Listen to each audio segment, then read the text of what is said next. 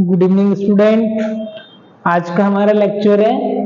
आज के लेक्चर हम सीखने वाले हैं परफॉर्मिंग ए बबल वॉश और कॉलन लवाज। बबल वॉश क्या होता है, कॉलन लवाज क्या होता है। जैसे कि हमने गैस्ट्रिक लवाज देखा था, ऐसे ही आज का हमारा लेक्चर है बबल वॉश और कॉलन लवाज, जो कि हमारी लार्ज इंटेस्टाइन है, उसको वॉश करना, उसको क्लीन आउट करना, उसको धोना। It is also known as the bubble wash और बबल लवाज, राइट। आज यदि हमारा टॉपिक चल रहा है हमारा एलिमिनेशन नीट, पेज नंबर की बात की जाए तो 220 to 76 हमारा पेज नंबर है, आपको ढूंढने की जरूरत नहीं है। उसके बाद आज के लेक्चर हम क्या क्या देखने वाले हैं, आज का हमारा कंटेंट देख लेते हैं। फर्स्ट हम यहाँ पर देखने वाले हैं इसके अंदर पर्पस। इसके पहले देखेंगे definition, what is the definition of bubble wash और कॉलन लवाज। इसके बाद हम देखने वाले नेक्स्ट कॉन्ट्रा इंडिकेशन, क्या क्या इसके कॉन्ट्रा इंडिकेशन है, किस किस कंडीशन में हम ये बबल वॉश नहीं दे सकते। उसके बाद फिर हमारा सॉल्यूशन यूज, कौन कौन सा सॉल्यूशन है जिसका हमको यूज करना है। उसके बाद हम नेक्स्ट यहाँ पर देखेंगे अमाउंट ऑफ द सॉल्यूशन, कितने अमाउंट में हमको सॉल्यूशन जो है इंसर्ट करना है पेशेंट की हमारी इंटेस्टाइन में। उसके बाद आफ्टर दैट देखेंगे आर्टिकल्स, कौन कौन से आर्टिकल्स है और सॉल्यूशन का हमारे टेम्परेचर क्या रखना है। उसके बाद हम देखने वाले हैं finally procedure. So let's start today's lecture. Now we are discuss about definition.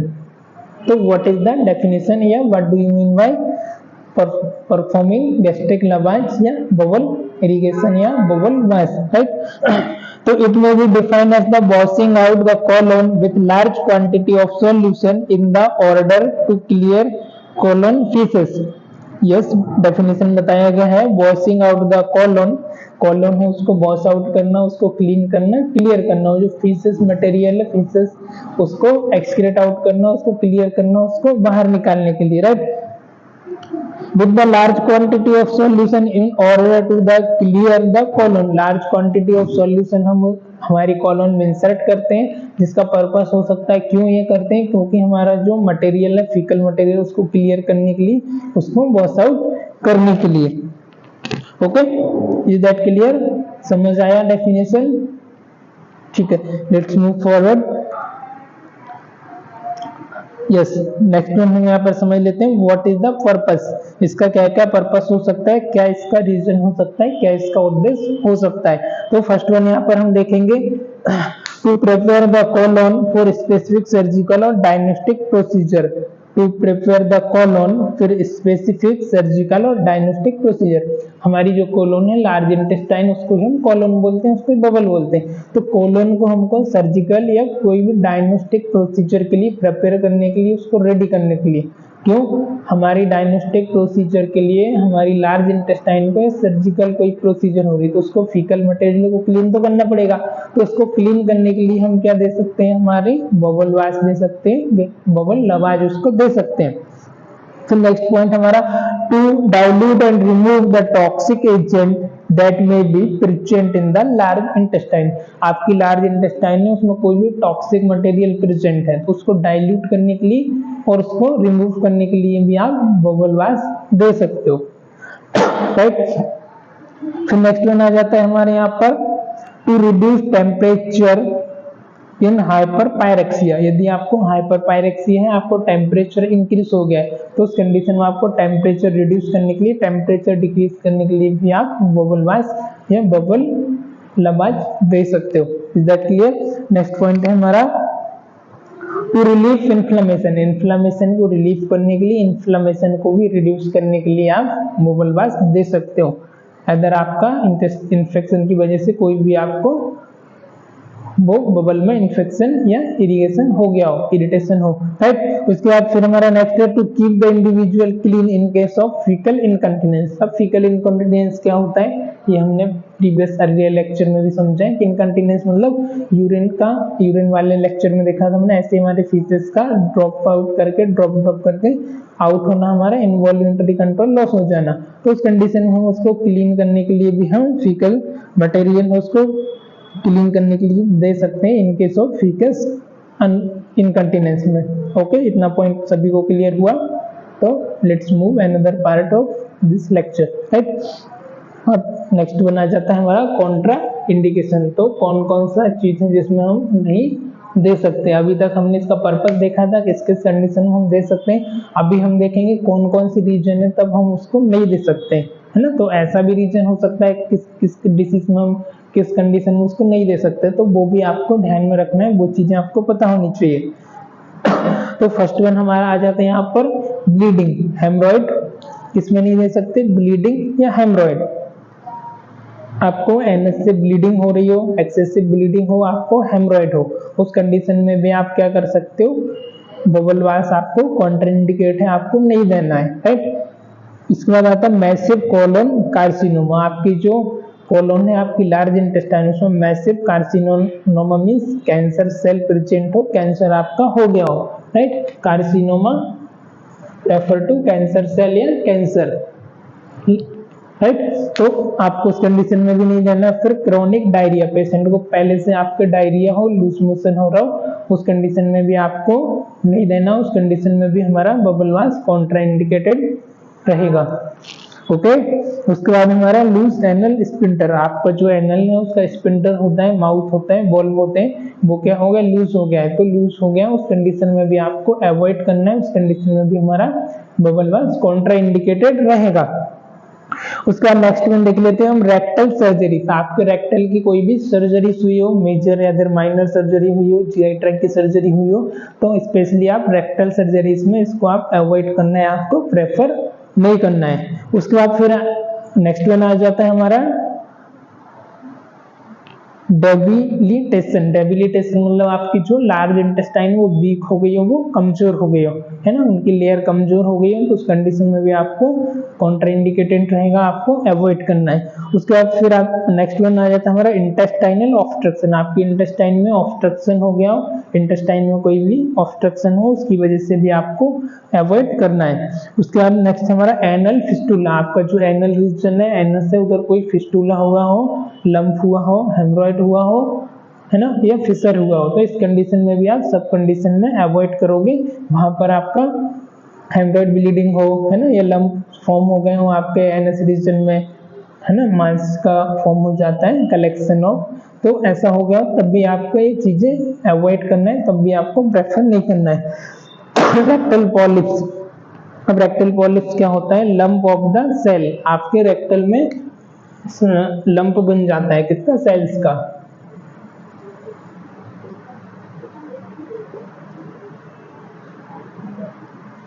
Rectal polyp.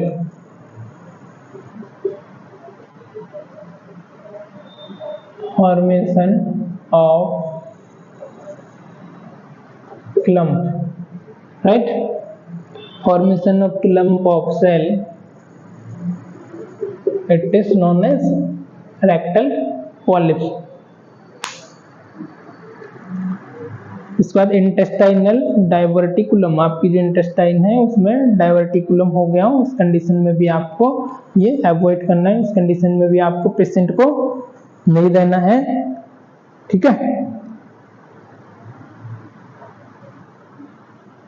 आपकी डाइवर्टिकुलम क्या होता है, आपकी जो इंटेस्टाइनल है, इंटेस्टाइनल डाइवर्टिकुलम एन इन्फ्लेमेशन और इन्फेक्शन इन वन और मोर small pouch in GI tract, आपका जो जीआई ट्रैक्ट है उसमें इन्फेक्शन हो गया हो, इन्फ्लेमेशन हो गई हो, वन और मोर स्मॉल पाउच, एक से ज्यादा जगह पर आपको हो गया हो, तो उस कंडीशन में आप इसको अवॉइड करेंगे, उस कंडीशन में आपको नहीं रहना है। तो ये तो हो गई हमारी इंडिकेशन, पर्पस और कॉन्ट्राइंडिकेशन की बात। अभी हम इसके नेक्स्ट पार्ट पर मूव करते हैं, जो कि हमारा सॉल्यूशन टू बी यूज, कौन कौन सा सॉल्यूशन है जो हम यहाँ पर यूज कर सकते हैं। तो फर्स्ट वन आ जाता है हमारा प्लेन वाटर, आप प्लेन वाटर H2O का भी यूज कर सकते हो। उसके बाद कोल्ड वाटर, आप कोल्ड वाटर का भी यूज कर सकते हो। इसके अलावा आता है हमारा नॉर्मल सलाइन, आप normal saline sodium chloride NS का भी यूज कर सकते हो। इसके बाद आता है sodium carbonate solution, sodium carbonate का जो सॉल्यूशन आता है आप वो भी प्रेफर कर सकते हो, उसका भी आप यूज कर सकते हो। उसके बाद आता है हमारा antiseptic solution such as silver nitrate, antiseptic solution आता है हमारा सिल्वर नाइट्रेट, आप उसका भी यूज कर सकते हो, अदर आप ब्यूटाडीन भी यूज कर सकते हो, राइट।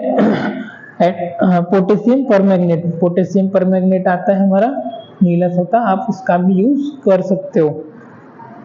थाइमोल का यूज कर सकते हो, बोरिक सॉल्यूशन और टाइनिक एसिड, थाइमोल, बोरिक सॉल्यूशन और टाइनिक एसिड। बेसिकली हम Betadine solution, Savlon solution, normal saline का ही ज्यादातर यूज करते हैं, सिल्वर नाइट्रेट वगैरह, है ना। तो ये सारी चीजें इसके अंदर सॉल्यूशन के अंदर हम देख ली। फिर हम अगला देख लेते हैं, amount of the solution to be use, कितना अमाउंट में सॉल्यूशन को यूज कर सकते हो, कितना अमाउंट में कर सकते हो, सपोज करो, गैस करो, एनीवन, ठीक है। 2 to 3 लीटर और till return flow is clear, आप 2 से 3 लीटर फ्लूइड का यूज कर सकते हो, 2 से 3 लीटर फ्लूइड आप इंसर्ट कर सकते हो, दे सकते हो, और तब तक क्लियर वाटर नहीं आ जाता तब तक आपको देते रहना है, till clear water is out, है ना, फ्लो इज क्लियर, आपका जो बैक फ्लो आ रहा है तब तक क्लियर ना आने लगे तब तक आपको देते रहना है।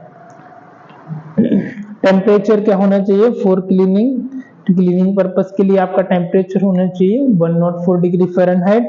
फॉर रिड्यूसिंग टेम्परेचर होना चाहिए आपका 80 to 90 डिग्री फ़ारेनहाइट।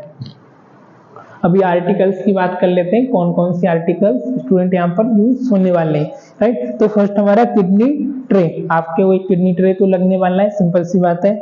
उसमें क्या क्या होना चाहिए, colonic लवाज set with tubing and glass connector, colonic लवाज set होना चाहिए, एक सेट आता है आपका कॉलोन को लवाज करने के लिए, वो सेट होना चाहिए, वो आपके पास ट्यूब होना चाहिए, and tube and glass connector, आपको जो ग्लास को आप कनेक्ट कर रहे हो, आपका कनेक्टर है वो भी आपके पास होना चाहिए। उसके बाद आता है रेक्टल ट्यूब, आपके पास रेक्टल ट्यूब होना चाहिए, एडल्ट है तो एडल्ट एज का, चिल्ड्रन है तो चिल्ड्रन एज का। वैसलीन होना चाहिए, मॉइस्चराइजेशन सॉल्यूशन होना चाहिए, स्किन को डैमेज होने से बचाने के लिए, टिश्यू पेपर वगैरह होना चाहिए आपके पास, वॉच पीस होना चाहिए, एक मैकिन्टॉश रखना है आपको, बेड हमारा वेट ना हो, क्लीन रखने के लिए, उसको खराब ना हो इसके लिए। फिर jug with hot and cold water, jug होना चाहिए आपके पास, एक हॉट वाटर का, एक कोल्ड वाटर का, बकेट होना चाहिए, सॉल्यूशन होना चाहिए, बेड फैन होना चाहिए आपके पास रेडी है। उसके बाद क्लीन डिस्पोजेबल ग्लव्स होना चाहिए, क्लीन आपके पास डिस्पोजेबल ग्लव्स होना चाहिए, और प्लास्टिक एप्रॉन भी आपके पास होना चाहिए, ये सारी चीजें होना चाहिए। I want to repeat it, एक कंटेनिंग ट्रे होना चाहिए, ट्रे में क्या क्या होगा, colonic lavage set with tubing glass connector, आपका लवाज सेट होना चाहिए, आपका ग्लास है वो उसमें कनेक्टेड होना चाहिए, है। रेक्टल ट्यूब होना चाहिए, वैसलीन होना चाहिए, गॉज पीस होना चाहिए, टिश्यू पेपर होना चाहिए, मैकिन्टॉश होना चाहिए, उसके बाद जग एंड मग होना चाहिए, किडनी ट्रे होना चाहिए, बकेट होना चाहिए आपके पास, सर्जिकल ग्लव्स होना चाहिए, क्लीन ग्लव्स होना चाहिए, राइट। प्लास्टिक आपके पास एक एप्रॉन और बेड फैन लिड होना चाहिए। इतना आपके अंदर इंस्ट्रूमेंट में आ गया। इसके बाद हमने देख लेते हैं उसका प्रोसीजर। तो व्हाट इज द प्रोसीजर, क्या इसका प्रोसीजर, नर्सिंग एक्शन और हम इसका रेशनल दोनों यहाँ पर समझने वाले हैं। तो फर्स्ट वन हमारा check patient chart for physician order, आप कुछ भी चीज दे रहे हो तो आपको फिजिशियन का ऑर्डर तो चेक करना ही है, और साथ ही साथ आप उसमें चेक करना है कि भाई कितना अमाउंट में देना है, क्या देना है, क्या इंस्ट्रक्शन फॉलो करना है।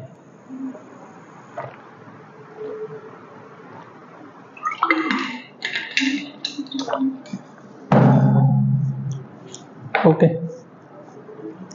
आप कोई भी प्रोसीजर कर रहे हो तो आपको फर्स्ट वन पॉइंट आता है कि आपको फिजिशियन का ऑर्डर को रिव्यू करना है, फिजिशियन का ऑर्डर चेक करना है before give any procedure, right. Okay, उसके बाद explain to the patient about procedure and how he has to cooperate, patient को आपको प्रोसीजर एक्सप्लेन कर देना है और उसको बता देना है किस तरीके से आपको इसमें कोऑपरेट करना है, आपका भी इसमें सहयोग होना जरूरी है, आपका भी कोऑपरेशन होना जरूरी है, ताकि पेशेंट भी प्रॉपर तरीके से कोऑपरेट करेगा। और इसका रीजन क्या हो सकता है, क्या इसका रीजन हो सकता है, encourage patient cooperation and reduce anxiety, patient cooperate करेगा प्रॉपर तरीके से और इसकी एंजाइटी है वो रिड्यूस होगी। उसके बाद नेक्स्ट वन हम यहाँ पर देख लेते हैं, wash hand and wear gloves, आपको हैंड वॉश करना है प्रॉपर तरीके से और आपको हैंड ग्लव्स वेयर करना है। क्यों, क्रॉस इन्फेक्शन को प्रिवेंट करने के लिए, इन्फेक्शन को प्रिवेंट करने के लिए एसेप्टिक तरीके से आपको पूरी प्रोसीजर करना है, राइट। उसके बाद आता है attach the tubing and rectal tube with funnel. हाँ, फोर्थ वन हमारा prepare the solution it required temperature. आपको सॉल्यूशन ऑलरेडी प्रिपेयर करके रख लेना है, इट रिक्वायर्ड जो भी टेम्परेचर का आप देने वाले हो वो टेम्परेचर पर। एंश्योर दैट, क्या रीजन इसका, ensure that discomfort is not cause to the patient, patient को डिस्कम्फर्ट ना हो उसकी वजह से और आपको भी इजी हो वर्क करने में।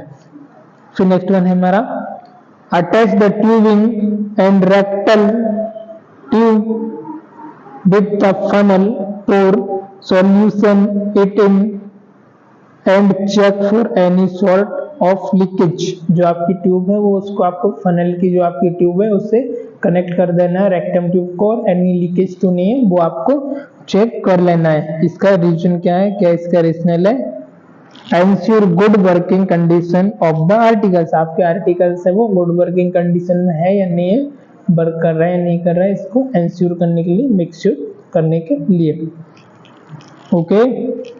फिर नेक्स्ट है हमारा 6th student, lubricate the tip of rectal tube about 4 inch. जो भी रेक्टल ट्यूब आप इंसर्ट कर रहे हो ताकि पेशेंट को पेन ना हो, डिस्कम्फर्ट ना हो, इसके लिए आपको उसको इजीली लुब्रिकेट कर लेना है, इजीली इंसर्ट हो जाए। कितना, 3 to 4 इंच, राइट।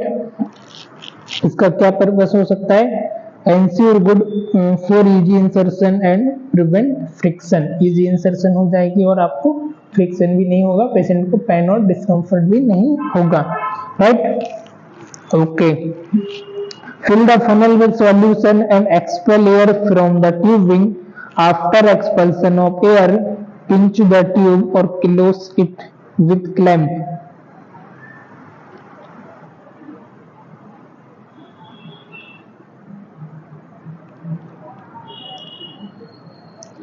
हाँ, आपको जो ट्यूब है उसको, ट्यूब का जो फनल है उसको सॉल्यूशन के साथ पूरा उसको फिल करना है, और जैसे ही वो हो जाता है वो बाहर ना आए और उसमें एयर ना जाए, इसके लिए आपको जो ट्यूब है आफ्टर एक्सपेल्शन आपको क्या करना है, उसमें एयर ना जाए इसके लिए आपको पिंच कर देना है, उसको क्लोज या उसको ब्लॉक कर देना है ताकि उसमें एयर ना जाए और बैक्टीरिया वायरस भी उसमें ग्रो ना हो, ताकि आप उसको प्रॉपर तरीके से इंश्योर कर दो, उसको क्लोज कर दो, उसको क्लैंप कर दो आफ्टर आपका प्रोसीजर होने के बाद। 4EG, इसका मीनिंग क्या हो सकता है, 4EG it prevent air from entering the colon. Colon में आपकी एंटर ना हो एयर, इसके लिए आपको उसको क्लैंप करना है, उसको पिंच करना है, राइट। इसके बाद नेक्स्ट वन हमारा maintain left lateral position and bring patient to the edge of bed. Separate the patient buttock to visualize an anus clearly and insert the tip of tube about 4 inch while patient exhale a deep breath।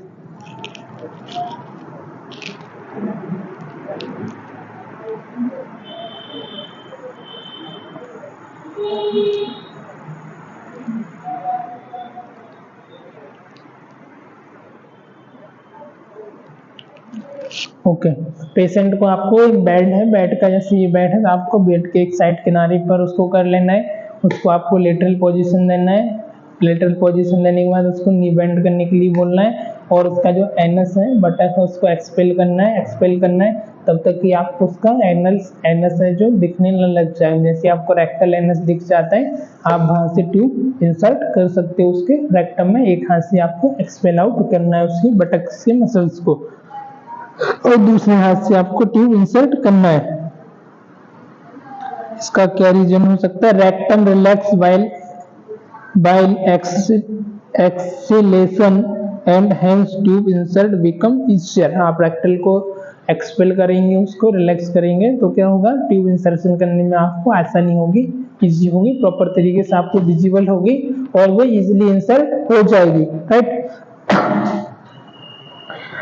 फिर हमारा next point है यहाँ पर, lower the funnel with level of rectum. Funnel को आपको lower करना है, ऐसा नहीं कि आपका ये रेक्टम है और आप ट्यूब को जैसे कि जस्ट सपोज दैट इधर आपका रेक्टम है और ट्यूब आपकी इधर जा रही, तो इधर नहीं होना चाहिए, लोअर आपकी ट्यूब जो नीचे की तरफ होना चाहिए ताकि उसका जो फ्लूइड है वापस से बकेट में, या जो भी हमारी कलेक्शन हमने आर्टिकल्स रखा है उसमें आके कलेक्ट हो जाए, है ना, राइट। तो ये बेसिक सी चीजें हैं पर समझना जरूरी है।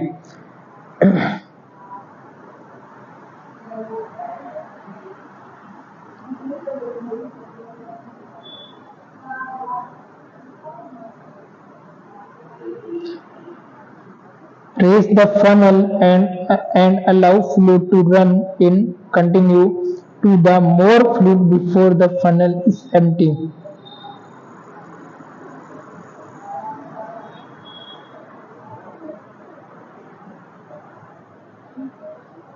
जो आपका फनल है उसको आपको रेस करके रखना है, ऊपर करके रखना है। क्यों? आपका जो फ्लूइड है वो कंटिन्यू अलाउ करे रन करने के लिए, कंटिन्यू हमारे उसमें जाए, हमारे रेक्टम में, ठीक है। Okay, allow flats if any two escape, it will be seen bubbling through fluid in funnel. Allow flatus if any to escape, it will be seen bubbling through fluid and funnel. यदि आपको funnel में tube में bubbles ज्यादा दिख रहे हैं तो आप उसको स्कैप करना है, उसको एक्सपेल आउट करके वापस से आप रिलीज करने के बाद बबल्स को कनेक्ट कर दो आप, ताकि आपके कॉलोन उसमें एयर न जाए। Is that clear? Okay.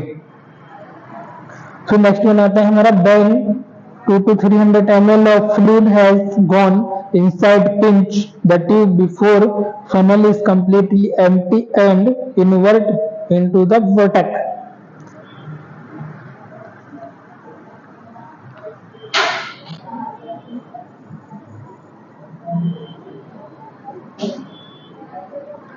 When the rectum flow stop, turn the funnel upright and pour more solution.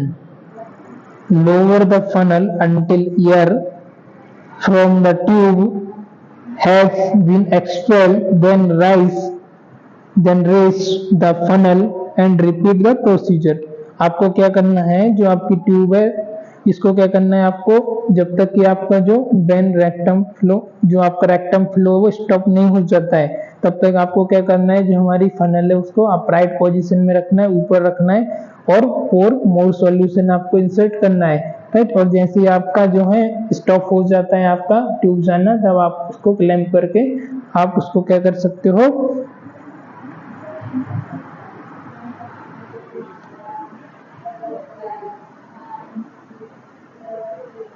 हाँ, जो उसकी एयर है वो पूरी तरीके से नहीं निकल जाती, पूरी तरीके से बबल नहीं चले जाते हैं, तब तक उसको आपको अपराइट पोजीशन में रखना है। और जैसे ही आपका जो चली जाती है एयर, आपका क्लियर हो जाता है, आपका फ्लूइड कंप्लीट हो जाता है, तब आपको उसको raise the funnel and repeat the procedure. आप फनल को रेज कर सकते हो और सेम प्रोसीजर आप वापस से रिपीट कर सकते हो, है ना। ये इसका प्रोसीजर रहता है। Care is taken to expel air from the tubing as well as the rectum.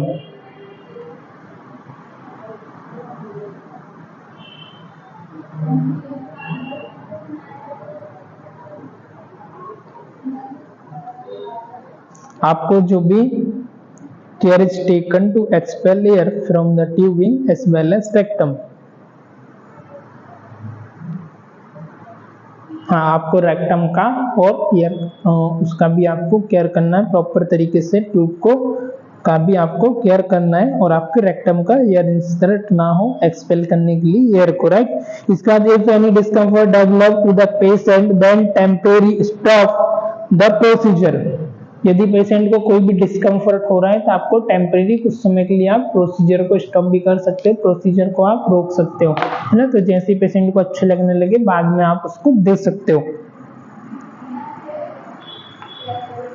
Continue the procedure until all the fluid order has been given or until the return flow is clear. Reason है इसका entry of fluid into rectum stimulates peristaltic. Temporary stoppage of procedure will relax bubble. Okay.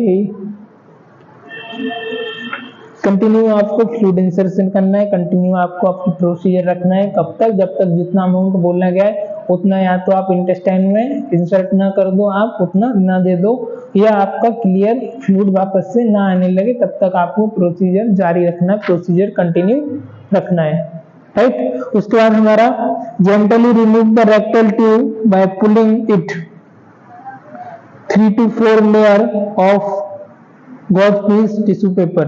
आपको proper तरीके से procedure होने के बाद gently तरीके से आराम से केयरफुल उसको रिमूव करना है।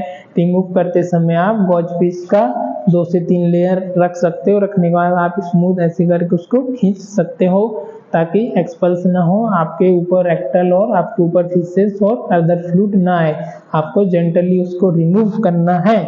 It help to know if the entire bubble is clean well. ये इससे हमको ये पता चलेगा कि एंटायर बबल है वो प्रॉपर तरीके से क्लीन हो गई है। Discard the tissue paper in paper bag, place the funnel with tubing in A kidney tray, it remove faeces from the tube. Okay, आपको क्या करना है, जो भी आपके गॉज पीस थी प्रॉपर तरीके से उसको आपके किडनी ट्रे में बकेट में उसको निकाल देना है, रिमूव कर देना है। जो भी आपका ट्यूब है वो आपको किडनी ट्रे में है बकेट में, उसको प्रॉपर तरीके से डिस्पोज कर देना है, डिस्कार्ड कर देना है। क्यों, क्या इसका रीजन हो सकता है? It help remove faeces from the tube, it avoid contamination of particle and environmental with solid articles. Okay, assist patient to the toilet, commode और bedpan। आप पेशेंट को टॉयलेट के लिए जा रहा है या उसको कमोड है बेडपान दिया तो उसमें आपको उसको असिस्ट करना है ना। ठीक है, फिर नेक्स्ट वन आता है bring the toilet tray and assist perennial care if require. आपको टॉयलेट ट्रे लेके आना है और आपको पेरिनियल की केयर करना है इफ रिक्वायर, यदि पेशेंट को आपकी रिक्वायर है, जरूरत है। पेरिनियल मतलब उसका जेनाइटल एरिया, प्राइवेट पार्ट, जिधर आपने इंसर्ट किया है आपका, तो उधर कोई फीसेस लगा हुआ है, कुछ आपका वेट हो गया एरिया, तो आपको असिस्ट करना है पेशेंट को क्लीनिंग करने के लिए। ये हमारा ड्यूटी है, हमारा वर्क है, हमारा काम है। Okay,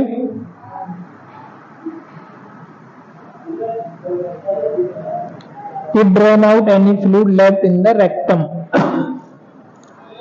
change bed linen if soiled and assist patient to lie down in comfortable position।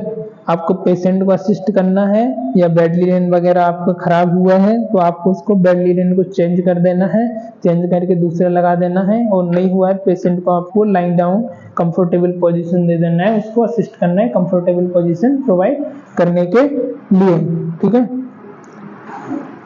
इसका हमारा क्या पर्पस, क्या रीजन इसका? It promote neat appearance of bed and patient comfort. ये क्या कर रहा है, हमारा प्रमोट करता है नीट अपीयरेंस को, पेशेंट के कंफर्ट को प्रमोट करने के लिए, हाइजीनिक मेंटेन करने के लिए, पेशेंट को भी इससे अच्छा लगने वाला है, राइट। तो इसके लिए हम ये कर सकते हैं। उसके बाद change the bed linen in solid and assist patient lying down in comfortable position. ये हो गया हमारा। Replace all articles after disinfection. आपको ऑल आर्टिकल्स से उनको प्रॉपर अपनी जगह पर रख देना है और उनको डिसइंफेक्शन के लिए आपको भेज देना है, ऑटोक्लेव के लिए क्लीन करके रनिंग वाटर में, रेजिस वाटर में वॉश करने के लिए, राइट। उसके बाद हमारा next one, remove gloves and wash and properly. आपको रिमूव कर देना है आपके ग्लव्स को, प्रॉपर तरीके से आपको हैंड वॉश करना है। Okay, record the type of procedure and result with the date and time in nurse record. इसका रीजन है give information about patient response to the procedure. आपने जो भी प्रोसीजर किया आपको प्रॉपर तरीके से फाइल में रिकॉर्ड करना है। और अनदर स्टेप आता है, उसको आपको रिपोर्ट करना है, आपने क्या क्या सॉल्यूशन यूज किया है, कितने अमाउंट में यूज किया है। इसका रीजन क्या है, give information about patient response to the procedure. Procedure पर पेशेंट का आपका क्या रिस्पॉन्स रहा, ये आगे चल के फर्दर हम एनालाइज कर सकते हैं, उसको हम असेस कर सकते हैं। चलिए, आज का हमारा टॉपिक हो गया है इतना कंप्लीट। इसमें हम देख लेते हैं, आज इसको सम ऑफ कर लेते हैं, क्या क्या हमने इसमें समझा। फर्स्ट वन, हमने इसका पर्पस देखा कि क्या क्या हमारा पर्पस था, बबल वॉश देने के लिए, कॉलम लबास देने के लिए। तो फर्स्ट हमारा था prepare the column for specific surgery, कोई भी आपको सर्जरी होना हो, कोई भी आपको डायग्नोस्टिक प्रोसीजर के लिए, डायग्नोस्टिक पर्पस के लिए आपको कॉलम को क्लीन करना हो, वॉश आउट करना हो। आपकी लार्ज इंटेस्टाइन में कोई भी टॉक्सिक एजेंट हो, टॉक्सिक मटेरियल हो, तो उसको आपको क्लीन करना हो, इसके लिए भी आप इसको यूज कर सकते हो। फिर रिड्यूस टेम्परेचर, आपको हाइपरपायरेक्सिया हुआ हो तो उसमें आपको रिड्यूस टेम्परेचर करना है, आपको टेम्परेचर कम करना है, उसके लिए भी आप कॉलम वॉश दे सकते हो। फिर नेक्स्ट हमने देखा था स्टिमुलेट पेरिस्टाल्टिक, जो आपका पेरिस्टाल्टिक मूवमेंट उसको स्टिमुलेट करने के लिए, रिड्यूस इन्फ्लेमेशन इन इन्फेक्शन को। और नेक्स्ट हमने यहाँ पर समझा था इन case of rectal incontinence, faecal incontinence, right. फिर हमने इसका कॉन्ट्राइंडिकेशन देखा था, क्या क्या इसका कॉन्ट्राइंडिकेशन है, किस कंडीशन में आपको नहीं प्रोवाइड करना है। आपको रेक्टल ब्लीडिंग हो, हेमरो मैसिव आपको कोलोन कार्सिनोमा हो, डायरिया हो, प्रोलॉन्ग डायरिया हो, आपको क्रॉनिक डायरिया हो, हेमरोइड हो, फिशर हो, ब्लीडिंग वगैरह हो रही हो, रेक्टल सर्जरी हुई हो, एनल का स्पिंटर वगैरह लूज हो उस कंडीशन में, है ना। उसके बाद इंटेस्टाइनल ऑब्स्ट्रक्शन हो, एनल फिस्टुला हो, रेक्टल पॉलिप्स हो, इस कंडीशन में आपको इंटेस्टाइनल डाइवर्सन हो, इस कंडीशन में आपको अवॉइड करना था, इस कंडीशन में आपको नहीं रहना था। उसके बाद हमने सॉल्यूशन देखा था, क्या क्या हम इसमें सॉल्यूशन यूज कर सकते हैं। प्लेन वाटर हो गया हमारा, सोडियम क्लोराइड हो गया, सोडियम बाइकार्बोनेट हो गया, एंटीसेप्टिक सॉल्यूशन हो गया, सिल्वर नाइट्रेट, पोटेशियम परमैंगनेट हो गया, थाइमोल, बोरिक एसिड और टाइटेनिक एसिड, ये सारी चीजें हमने यहाँ पर टैनिक एसिड, ये सारी चीजें हमने यहाँ पर समझी थी। उसके बाद टेम्परेचर हमको कितना रखना है, 104 टेम्परेचर, 100 से 104 आप रख सकते हो। उसके बाद आर्टिकल्स क्या करेंगे, हमारे ट्रे रहेगी, इसमें हमारा कॉलोनिक लवाज रहेगा, आपकी ट्यूब है वो रहेगी, कॉलोनिक लवाज की ट्यूब, आपका गिलास। उसके बाद आपका रेक्टल ट्यूब आएगी, वैसलिन आएगा, मॉइस्चराइजेशन आपका सॉल्यूशन आएगा, रैक्विस हॉस्पिस आएगी, मैकिंटॉश आएगा, जग आएगा हॉट और कोल्ड वाटर के लिए, किडनी ट्रे आएगी आपकी, बकेट आएगी, सर्जिकल आपके ग्लव्स आएंगे, लुब्रिकेंट जेली होगी, प्लास्टिक एप्रोन होगा, बेड फोन होगा और सॉल्यूशन होगा। ये सारी चीजें हमने देखी। चलिए आज के लेक्चर में इतना ही, फिर किसी नेक्स्ट लेक्चर में मिलते हैं। Thank you.